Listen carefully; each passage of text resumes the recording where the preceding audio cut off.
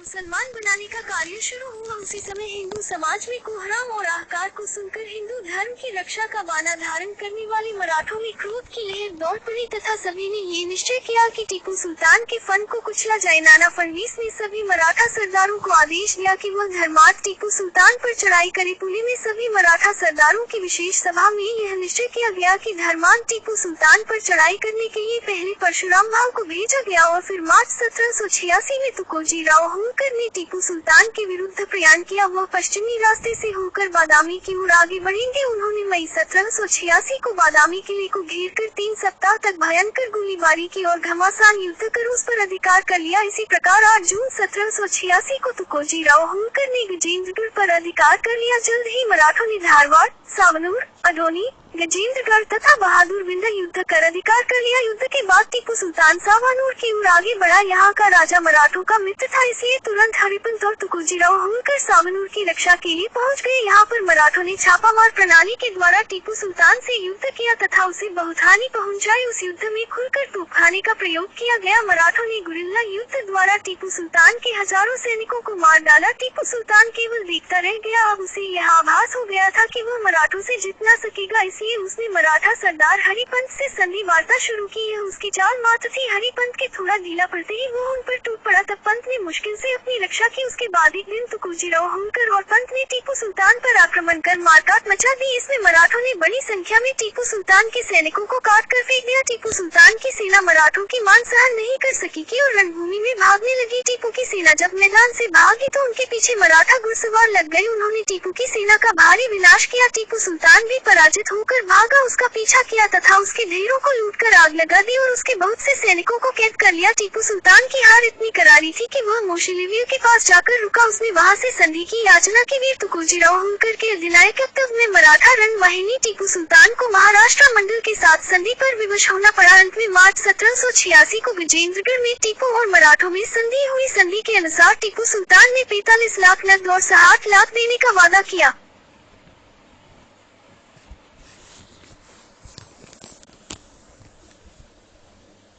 इस संधि से मराठों को अधिक लाभ हुआ। उनके खुले इलाके फिर से उन्हें वापस मिल गए और मराठों की सीमा कृष्णा नदी के बजाय तुंगभद्रा नदी तक पहुंच गई। तुकोजी राव होलकर ने टीपू के 2 पुत्रों को अपनी कैद में रखा। जब तक टीपू संधि के अनुसार सारे कार्य नहीं करता तब तक उसके दोनों पुत्रों को कैद में ही रखा जाएगा। तुकोजी राव होलकर ने अपनी पैनी तलवार की मार से टीपू सुल्तान का धर्मांधता का भूत उतार दिया। आगे चलकर टीपू के सारे राज्य को मराठों और अंग्रेजों ने जीत लिया। जिस मैसूर के हिंदू राजघराने को हराकर टीपू ने गद्दी छीनी थी, उन्हीं मैसूर के राजा को वापस सौंप दिया गया। त्रावणकोर के इलाके को टीपू ने जीता था, उसके राजा को त्रावणकोर वापस दे दिया गया। टीपू की सत्ता का अंत हो गया।